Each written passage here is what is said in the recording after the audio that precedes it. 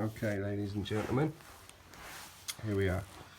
Right, I don't do many posts on here, but for some years I've been having a go building a 446 Parrot repeater. This is what we started off with. It's an electrical box with a small couple of watt solar panel fixed to the top. We had a lead acid battery inside, which you'll see a bigger version of in a minute, and as you can see at the bottom there is a grommet where this lead connected to and went in for the solar panel to feed the battery, keep the battery topped up.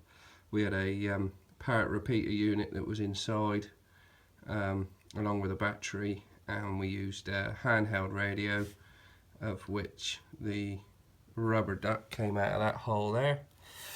This was mounted up on a high point on a hill, and the idea was to give a 446 Parrot repeater. Now, unfortunately, this was a first attempt, wasn't very successful. Quite quickly found out the solar panel unit was nowhere near big enough to keep the battery charged up, so we upgraded to this solar panel unit here, which is a 10 watt solar panel. It was far more successful. We had it up on the hill for a few months. Solar panel kept on top of the battery. However, we did have some issues. Now, we were using a Shaw, I think it was a Shaw signal repeater unit. We found it to be, seemed to be too technical. Picked up a lot of interference issues and started cutting in and cutting out and sending funny noises through the repeater, caused all sorts of problems. We ended up having to take it down off of the top of the hill, brought it back home, did some tests. After a lot of messing around and trying to get rid of the interference issue by switching, etc., we just couldn't cure the problem. So it got put on the back burner. We did nothing with it for quite some time. After watching a couple of videos, one by Gorilla Comms and another chap on YouTube, found that they were having far more success, but were using a different type of repeater box.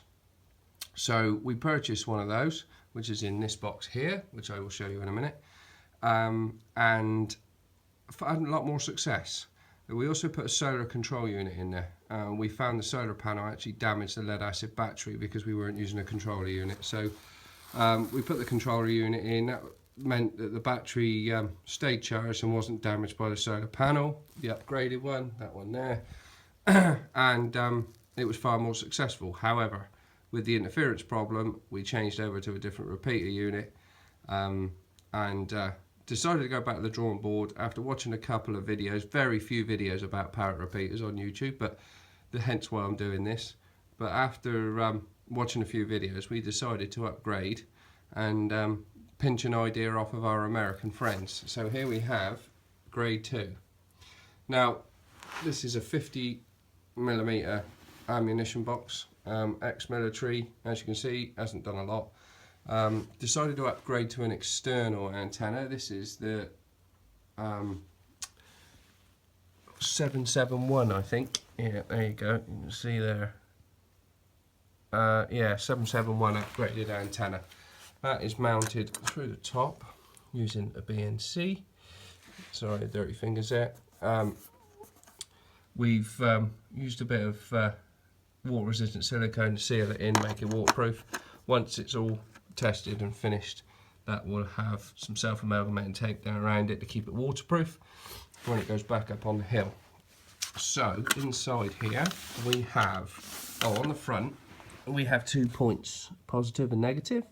That will be for this solar unit. When I get round to it, we'll have a couple of plugs on here, so it actually just plugs in the front. They're also made in with mastic, so they're waterproof. Once they're plugged in, it'll be covered in self-amalgamating tape, which should hopefully, again, keep it all fully waterproof. So, obviously the ammunition box is also waterproof, so once it's up there, hopefully the elements should stay out. Right, inside, what have we got inside? Inside we have inside of the BNC connector, which is earthed onto the body of the case, and obviously the ammo case is metal. As you can see, the rubber surround there for the waterproof. There's the radio, Pucks in 777 radio on UHF, program 446, channel 7, CTCSS tone 151.4. We have a 17 amp hour lead acid battery, this isn't quite finished yet, and solar control unit, as you can see in there. Everything's fused, all lives in and all lives out are fused. I haven't put the fuses and that back in yet, but as you can see down here, let me take the antenna off and then we can open the lid of the case right up.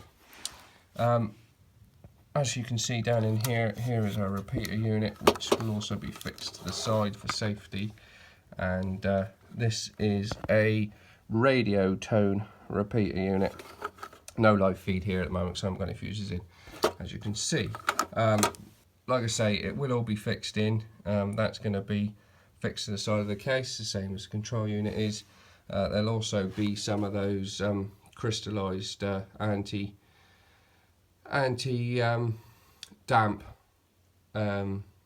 sachets in here, just to keep everything nice and dry, and there'll be a bit more foam packing around it just for support more than anything. It is going to be, I've got permission from a landowner who owns a barn right on the top of a hill. He's allowed me to have this fitted to the roof, so it's up out of the way, no one can see it, so it doesn't get pinched or vandalised, and also it's got a south-facing roof, which is perfect for the solar panel. So we will have 10-watt solar panel, which was e-connected by the plugs there, self-amalgamated on, charging a 17 amp hour battery, running the radio tone repeater unit, and all will be run by the solar charge controller. Output of the radio is approximately 4 watts, and obviously running off the external antenna. This is a bit of a project. It's taken me a long time to get to this stage. I've been messing around with this for approximately about 3 years. Just decided to pull my finger out and get on and get it done. Thanks very much to my American friends for the idea of using the ammo box. Far better idea than the electrical box I was using there. Far more robust, very nice and compact, and like I say, with the external antenna coming out of the box and all sealed through, far better for keeping the weather out than my rubber duck sticking out through a hole with some mastic around it. We all got to learn, big learning curve for me. We all got to learn somewhere, so that box is probably about £25, served its purpose. It's been abused, damaged, cut, modified, all sorts, trying to get the best option for this repeater. This repeater is just a pure project. It's just something for me that I've wanted to have a go at, and I've had a good play with. Yes, it can be used in shit hit the fan circumstances. If you so wish to build one for that, you might not want to build one, but if you do, fantastic little project. The main reason for me building it is we do use 446 in and around here. It's to extend the range. I've got a very good friend of mine who I can actually talk to by sat on the top of the hill where this is going to be located. I can talk to him. He's approximately, as the crow flies, about 18 miles from the hill to his home QTH, but he can't make the trip to me at my home, which is approximately, as the crow flies, 6 miles the other side of the hill.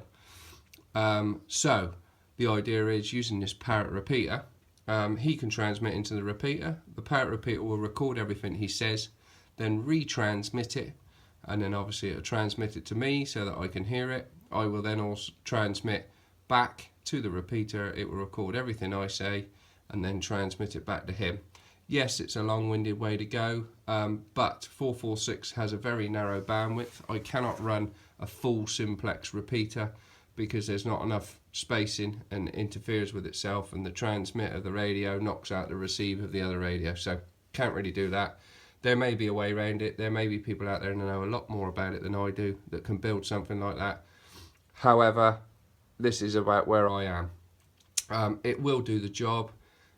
for short QSOs, not really ratchet jawing all night long, but nice way of keeping in contact with him, and for anyone else to use really. It is advertised on a few sites to do. It's not technically compliant with regulations because it's higher output than it should actually be, but we are using the radio, we are using a battery operated radio, and we are using a rubber duck antenna. Like I say, the output power is a little bit higher than it should be. You can use a more compliant radio. I'm using a cheap Chinese thing. You can use a more compliant radio and do a low power version. I'm just using what I got at the moment. I may well do that at a later date.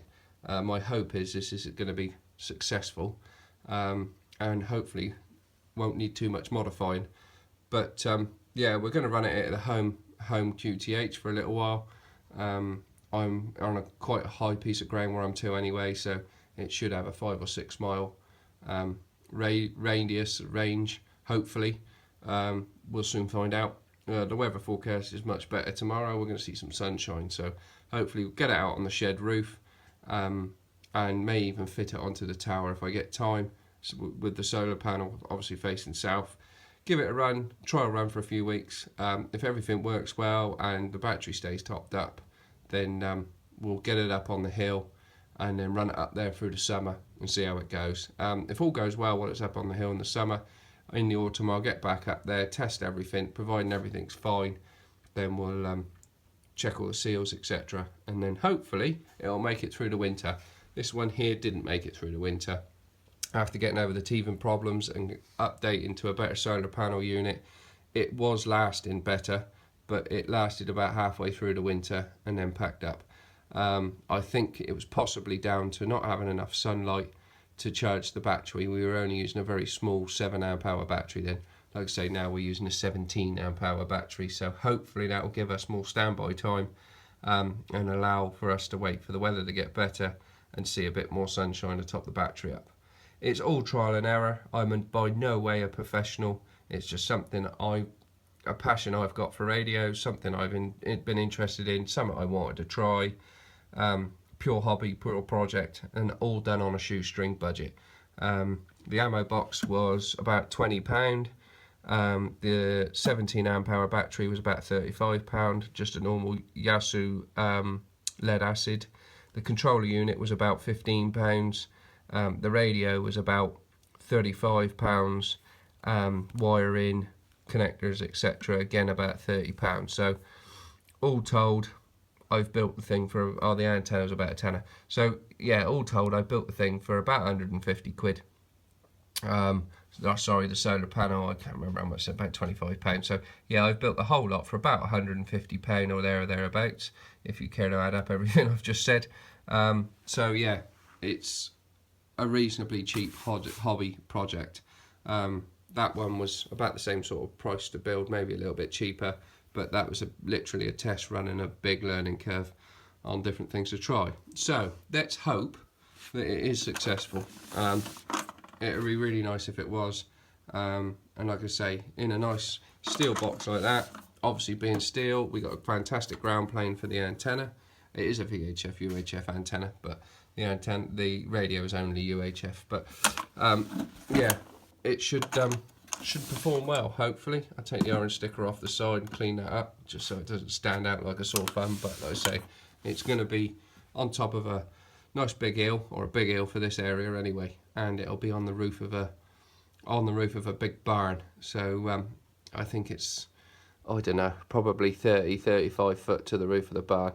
360-degree takeoff, absolutely no obstacles in its way for miles and miles and miles, 30-40 miles perhaps. So I know some of my lads, my good lads, friends of mine up in South Wales there, used to be able to work that one when it was up there, and that was with a little rubber duck antenna sticking out of there about 3 inches. So hopefully with this bad boy, Steve there up in Cumbria, hopefully you'll be able to work it, my good man, and we'll be able to work it from the home address.